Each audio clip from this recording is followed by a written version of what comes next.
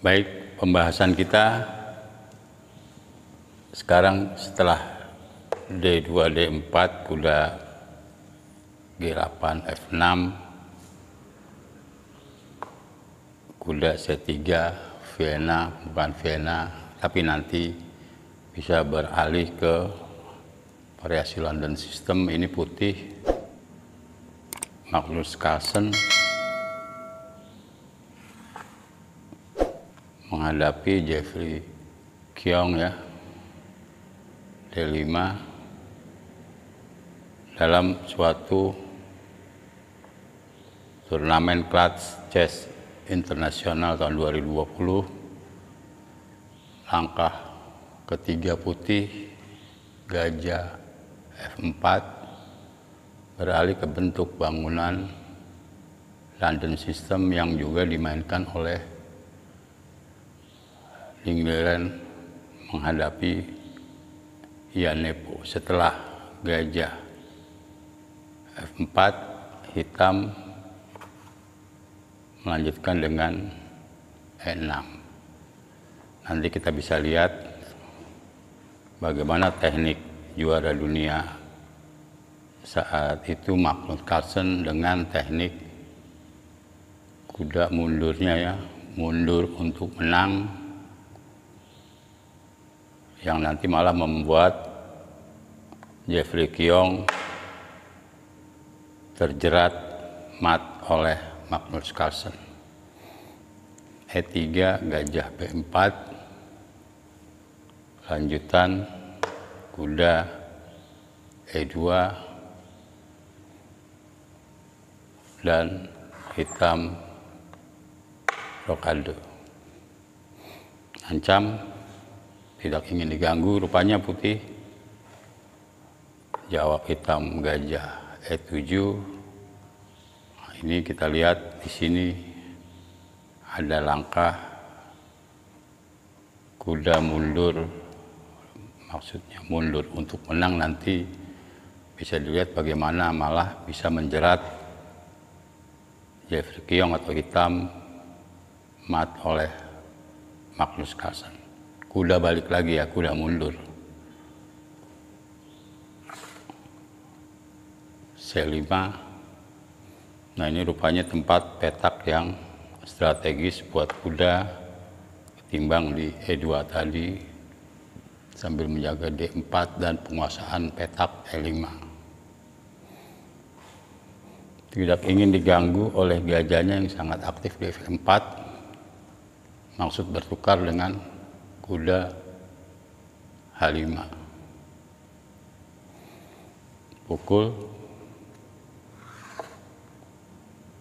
dan dengan sigap hitam pukul kuda di F4. Pukul kembali dengan E3, pukul F4. Dilanjutkan dengan pemukulan gajah E7 ke C5. Betapa aktifnya gajah di D3, kemungkinan ada yang ditakuti pengorbanan di H7. Jeffrey Keong langsung menjaganya dengan G6. Lihat bentuk bangunan demikian, harus selalu diingat bagaimana seorang juara dunia Magnus Carlsen membongkar pertahanan hitam dengan pendobrakan melalui H4, membuat nanti benteng H1 menjadi sangat dominan sekali. Kuda C6 terus berupaya membongkar pertahanan hitam. Menteri ancam F4, Menteri F6 ancam F4, jaga terlebih dahulu. Ini mengingat Raja Putih yang masih di tengah papan berpeluang untuk diserang oleh hitam, maka hitam mendobrak dengan E5 mengorbankan bidak di D5. Tanpa ragu-ragu, putih pukul bidak D5, menteri D6. Nah, pada saat ini Carlsen menjawab dengan gajah C4. Ini dalam analisa sebetulnya ini juga mungkin bisa dibuang kudanya. Ini sangat sulit sekali bagi hitam untuk mencegah dari kehancuran.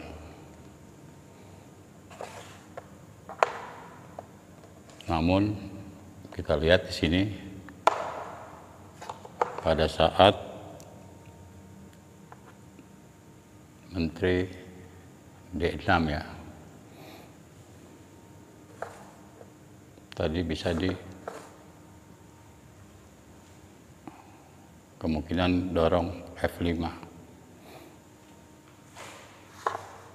gajah C4, dan hitam berusaha bermain galak mengingat raja putih yang masih di tengah papan dengan B5.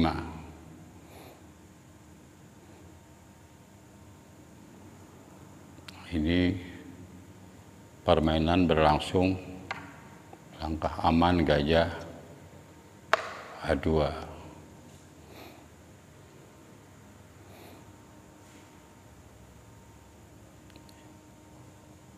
Ini juga sebenarnya bisa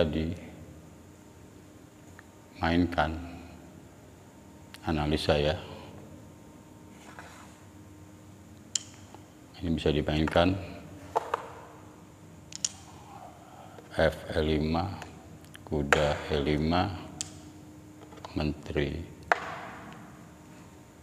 H6, cek.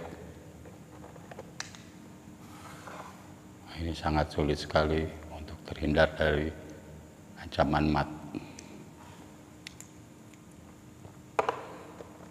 Tadi kita perhatikan setelah B5 langkah dari hitam.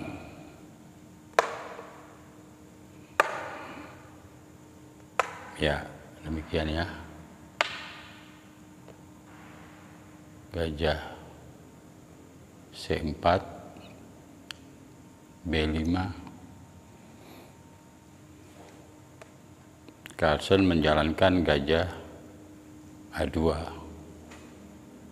Berusaha ambil alih jalur cek terhadap raja ya, hitam. Namun putih keburu rokade panjang.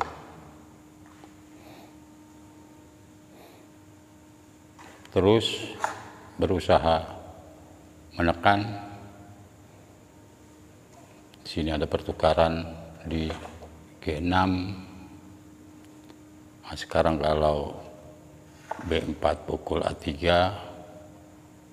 putih bisa menjawab dengan menteri C3, ancam cek kuda di F6 maupun pemukulan di H7. Dalam permainan, hitam menjawab dengan H6. Ini kuda yang tadi mundur ternyata maju untuk menang dengan kuda G5.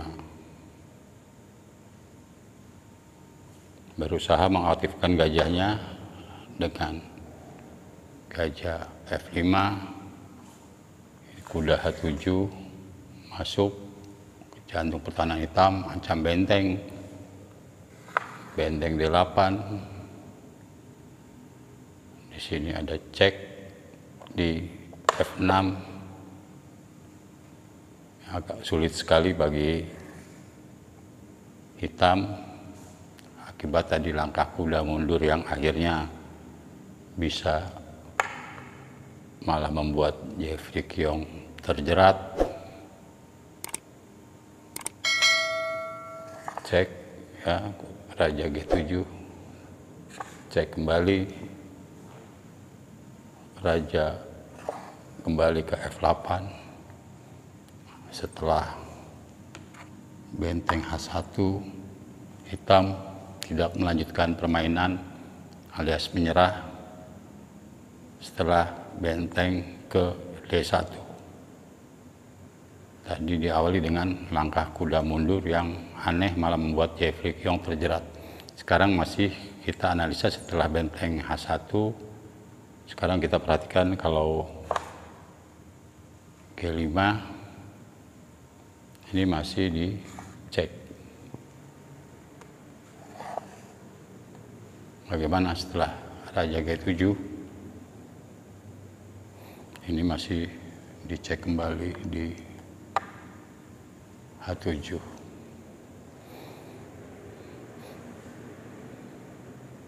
Ini bisa nanti menteri D1 ya.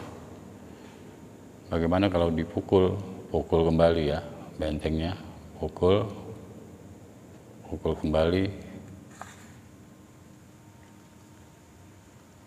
Raja F8.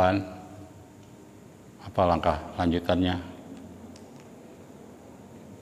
Ini ke D3. Ancaman nanti menteri bisa ke H7.